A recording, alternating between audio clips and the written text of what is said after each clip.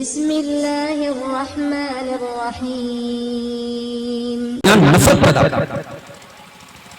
अभी मैं गुजरात के सफर में गया था, एक भाई बताने लगे, एक मौलाना का वीडियो हमको दिखाने लगे।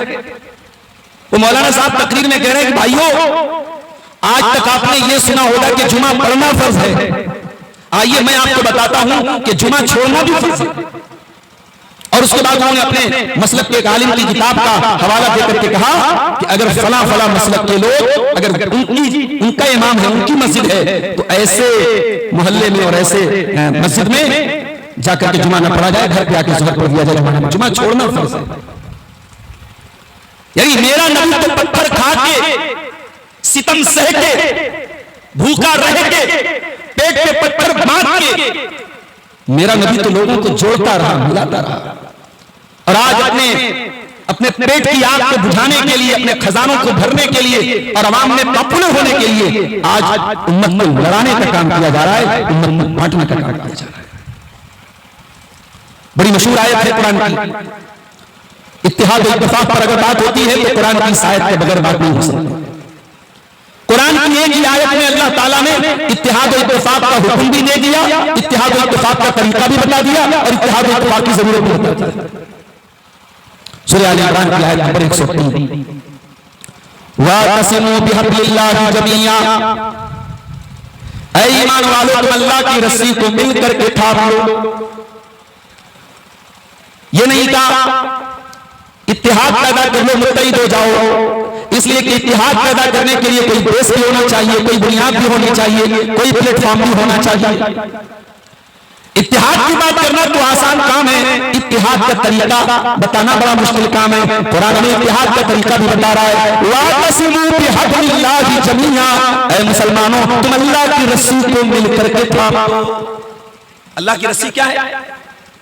अल्लाह की रस्सी है कुरान, और उसी कुरान की एक्सप्लेनेशन, उसी कुरान की इंटरप्रिटेशन, उसी कुरान की तशरीह, जिसको हम हदीस कहते हैं, सुन्नत कहते हैं। कुरान और सुन्नत को थामा, और यही वो दो चीजें हैं जो नबी अकरम सल्लल्लाहु अलैहि वसल्लम के लिए छोड़ गए।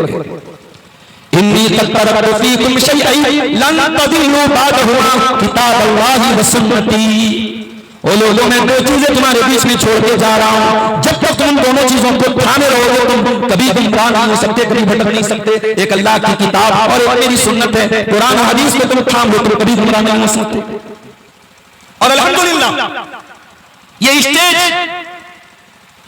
इन्हीं दो चीजों की दावत दे रहा है। इस स्टेज से अगर हम ये कहें कि साहब मेरे उलमा की तरफ चले आओ, मेरे बुजुर्गों की तरफ चले आओ, तो आपको पूरा हक है हमारी तरदीद करने। इस स्टेज से जब भी बात होगी, आ जाओ रब के कुरान की तरफ आ जाओ, और आ जाओ मुस्तफा के फरमान की तरफ आ जाओ। यही वो अल्लाह की रस्सी है जिसको मिलकर के थामने का हुक्म दिया। फरमाया वातसिमू बिहब्लिल्लाहि जमीआ, तुम अल्लाह की रस्सी को मिलकर के थामो, वला तफर्रकू, और ऐ मुसलमानों तुम फिरकों में न बट जाना, तुम आपस में गिरोह में न बट जाना, तुम जमातों में न बट जाना, तुम टोली टोली में न बट जाना, तुम मुत्तहिद होकर के रहना। इख्तिलाफ क्या सहाबा में नहीं? सहाबा में भी इख्तिलाफ था। सहाबा में भी अलग अलग स्कूल ऑफ थॉट थे, लेकिन सहाबा किराम की दो खासियत थी, उनके ग्रुप बंदी नहीं थी, उनके फिरके नहीं थे, वो दलील के ताल्लुक थे।